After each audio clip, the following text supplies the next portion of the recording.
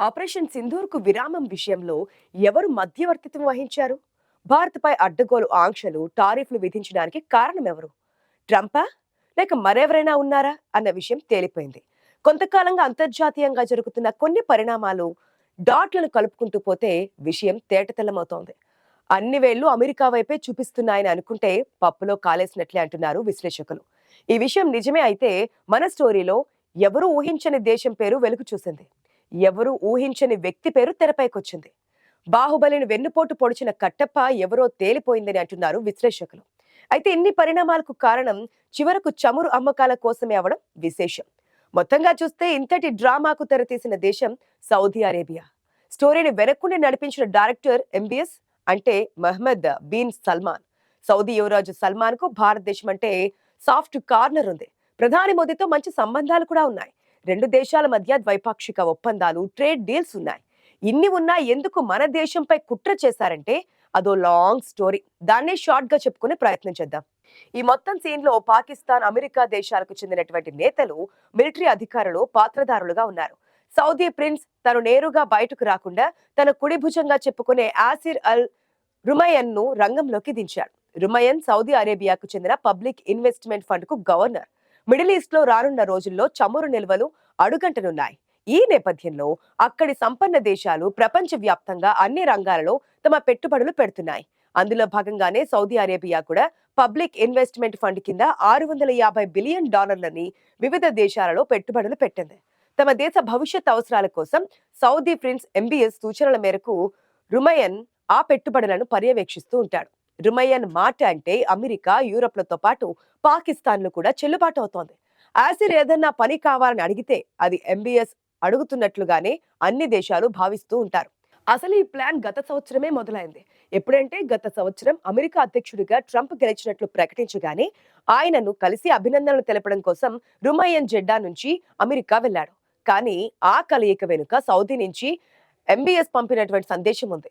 అది గుర్తించిన ట్రంప్ తను నేరుగా రుమయన్ కి అపాయింట్మెంట్ ఇవ్వకుండా డబ్ల్యూడబ్ల్యూఈ ప్రీమియర్ షోలో కలుద్దామంటూ కలయిక వేదికను మార్చేశాడు. సాధారణంగా అరబ్ షేకులు రెజ్లింగ్ షోలకి వెళుతూ ఉంటారు. అక్కడైతే తనను యాదృచ్ఛికంగా కలిసినట్లుగా ఉంటుందని ట్రంప్ అనుకున్నాడు. అనుకున్నట్లుగానే ఆ షోలో రుమ్మయన్ ట్రంప్ పక్క పక్కనే కూర్చుని మాట్లాడడం కెమెరా కంటికి చిక్కింది. మధ్యలో ట్రంప్ కూర్చుని ఉంటే ఒక పక్క ఆసిర్, మరొక పక్క ఎలన్ మస్క్ కూర్చున్నారు. ఆ సమయంలోనే భారత్ అంశం వారిద్దరి మధ్య చర్చకొచ్చింది. ఎంబీఎస్ ఏం చేద్దామని అనుకుంటున్నాడో ట్రంప్ చెవికి చేరింది. అయితే అప్పటికి ట్రంప్ అధ్యక్షుడిగా ఎంపిక అయ్యాడు, కానీ ఇంకా ప్రమాణ స్వీకారం చేయలేదు. అక్కడే మన దేశానికి చేయబోయే హానికి శ్రీకారం చుట్టారు. దీనికన్నా ముందు మరొక విషయం చెప్పుకోవాలి. మన ముందు చెప్పుకున్నట్లు మహ్మద్ బిన్ సల్మాన్ కి తమ దేశం ఎక్కువ రోజులు చమురు ఎగుమతుల మీద ఆధారపడి మనుగడ సాధించలేదని గుర్తించి వివిధ దేశాలలో పెట్టుబడులు పెడుతూ వస్తున్నాడు. అందులో భాగంగానే పాకిస్తాన్లోని బలోచిస్తాన్ లో ఉన్న రేర్ ఎర్త్ మినరల్స్ గురించి తెలుసుకున్నాడు సల్మాన్. వాటిని వెలికి తీసి పాకిస్తాన్లోనే ప్రాసెస్ చేసి విదేశాలకు ఎగుమతి చేయాలనేదే Saudi prince Salman plan. Pakistan కు ఎప్పుడు అప్పు కావాలన్నా సౌదీ ఆర్థిక సహాయం అందిస్తోంది.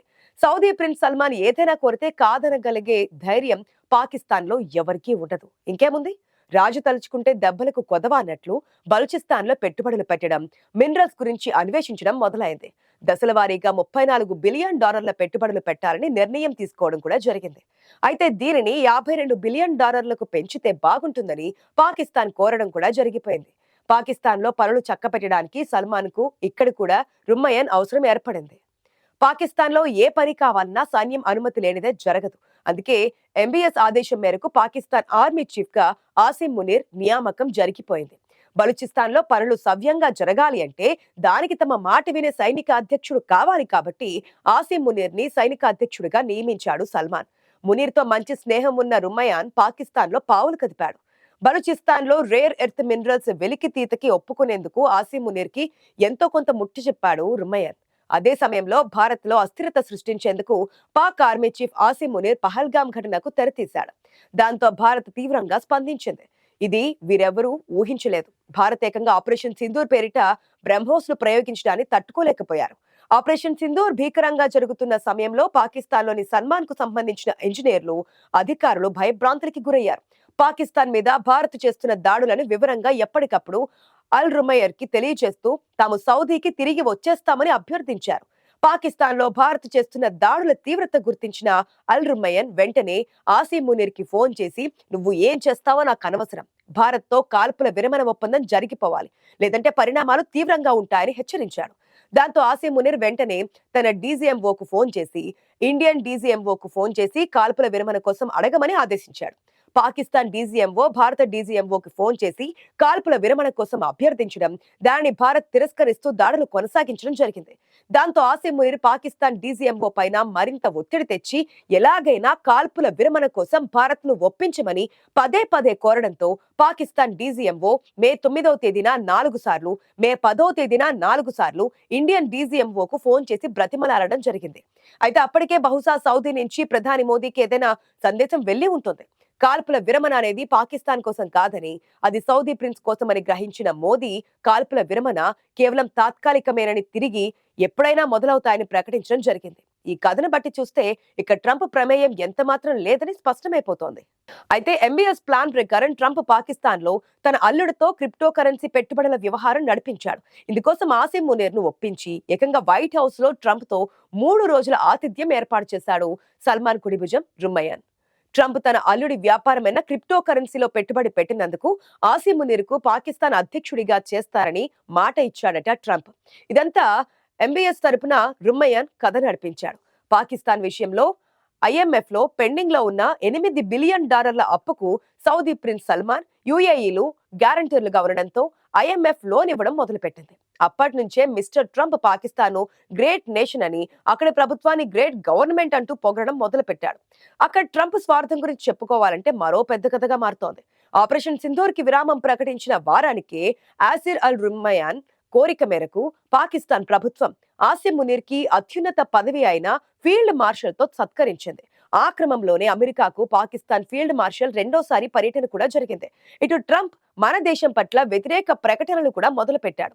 మోదీ స్నేహితుడంటూనే రష్యా ఆయిల్ కొన్నామని టారిఫ్లు పెంచడంతో పాటు పెనాల్టీలు కూడా విధించాడు. డొనాల్డ్ ట్రంప్ అమెరికా దిగుమతి చేసుకునేటువంటి వస్తువుల మీద సుంకాలు విధించాలనే ఆలోచనని గత 3 దశాబ్దాలుగా చెప్తూ వస్తున్నాడు. కాబట్టి ఇప్పుడు కొత్తగా చెప్తున్నది కాదు, కానీ సౌదీ ప్రిన్స్ ఆలోచనలని ఇప్పుడు అమలు చేస్తున్నాడు. టారిఫ్స్ అనే డ్రామాకి తెరతీసే సమయంలో మహమ్మద్ బిన్ సల్మాన్ రంగప్రవేశం చేసి WWE ప్రీమియర్ షోలో కలిసినప్పుడు భారత్ మీద టారిఫ్స్ ఎక్కువగా ఉండేటట్లుగా చూడమని రుమ్మయన్ ద్వారా అడిగించాడు. అందుకు కారణం ఉంది. రష్యా యుక్రెయిన్ మీద దాడి చేయకముందు, అంటే 2023 ఫిబ్రవరి 23కు ముందు భారత్ తన ముడి చమురు అవసరాల కోసం దిగుమతి చేసుకునే చమురులో 60% సౌదీ అరేబియా నుంచి కొనుగోలు చేస్తుండేది. ఎప్పుడైతే భారత్ రష్యా నుంచి చమురు ఎక్కువ మొత్తంలో కొనడం ప్రారంభించిందో సౌదీ వాటా కాస్త 60% నుంచి 11%కి పడిపోయింది. రష్యా మూలంగా 2 ఏళ్లుగా సౌదీ నష్టపోతోంది. ఎలాగో అన్ని దేశాల మీద పన్నులు విధిస్తున్నారు కాబట్టి భారత్ చైనాల మీద రెట్టింపు పన్ను విధిస్తే రష్యా నుంచి ఆయిల్ కొనడం ఆపేసి తన దగ్గరకు వస్తుందని ఆశించాడు సల్మాన్. అందుకే పావులు కదిపి నానా హంగామా సృష్టించాడు సల్మాన్. మొన్నటికి మొన్న పాకిస్తాన్ ప్రధానితో ఇస్లామిక్ నాటో ఒప్పందం కూడా చేసుకున్నాడు. మనం పాకిస్తాన్ పై దాడి చేస్తే అది సౌదీ పైన చేసినట్టేగా ఉంటుంది. ఇదంతా గిల్లి కజ్జాలు పెట్టుకునేలా ఉంటుంది. కానీ భారత్ ట్రంప్ వ్యవహారాలకు, పాకిస్తాన్ అరాచకాలకు బెదరలేదు, ధీటుగా తిప్పికొట్టింది. ఇప్పుడు మళ్ళీ ఈ 3 దేశాలు ఏం ప్లాన్ చేస్తున్నాయన్నది ఆసక్తికరంగా మారింది.